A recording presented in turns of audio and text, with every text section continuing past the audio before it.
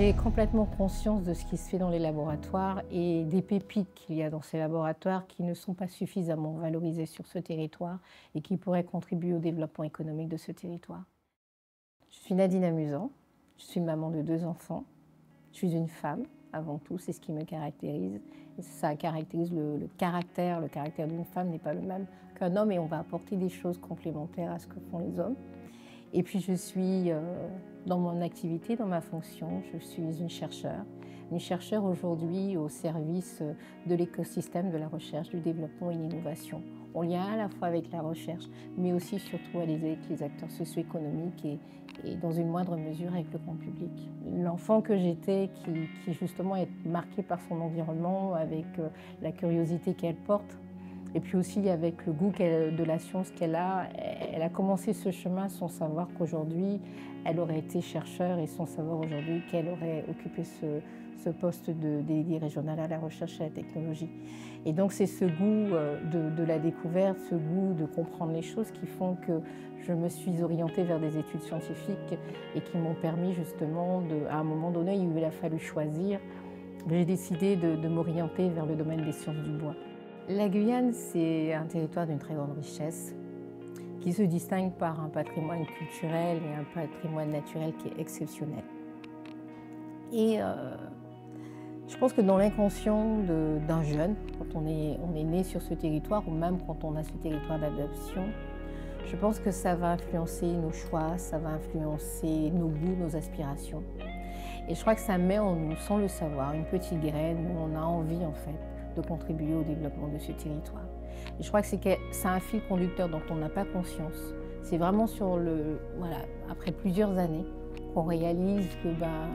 ça a germé et que du coup on est dans l'action et qu'on apporte sa pierre. L'un des sujets qui m'a beaucoup occupée en tant que chercheur, c'est la valorisation de la bioressource et particulièrement la valorisation des molécules du bois.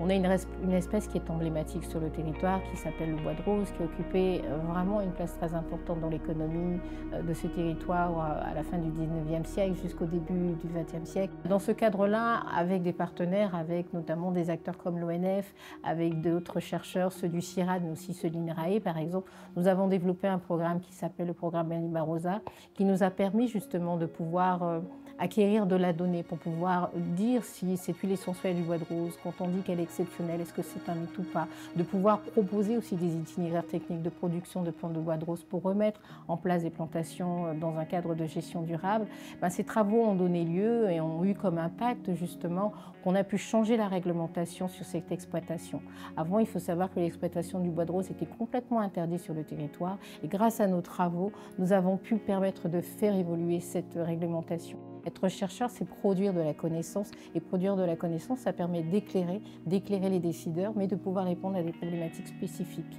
Mais être chercheur aussi, c'est pouvoir s'ouvrir notamment au grand public, à la société, au monde éducatif, parce que nous avons une obligation aussi de démystifier toutes les activités que nous réalisons. Cependant, en tant que chercheur, très rapidement, je me suis rendu compte que les travaux et les résultats qui étaient produits n'étaient pas suffisamment valorisés dans le secteur socio-économique, qu'on ne s'appropriait pas en fait la donnée, on ne s'appropriait pas la connaissance. Et face à ce constat, quand j'ai eu cette opportunité d'occuper ce poste des 2RT, je me suis dit voilà, si je passe de l'autre côté, peut-être qu'avec ma connaissance que j'ai du monde de la recherche, de ces acteurs, et puis aussi de l'interaction que j'ai eue à travers mes projets avec des acteurs socio-économiques, etc.,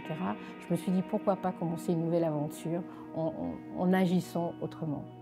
Aujourd'hui, je suis sur une nouvelle branche à travers mes nouvelles fonctions et ce que j'ai amené avec moi, c'est véritablement la méthodologie d'un chercheur. C'est-à-dire que quand on est face à un objet, une problématique, quelle qu'elle soit, d'abord on doit avoir un temps d'analyse, un temps d'acquisition d'informations sur cette situation. On parle un peu d'état de l'art. Et puis ensuite, c'est de pouvoir décomposer en action de façon à résoudre cette problématique en établissant des hypothèses. Et cette méthodologie de travail, c'est ce que j'essaye de partager avec des partenaires qui ont une vision tout à fait différente, où ils sont objectifs, cibles, etc. Et donc moi, j'essaye d'apporter cette rondeur, cette façon de penser en fait, que nous avons et qui nous caractérise.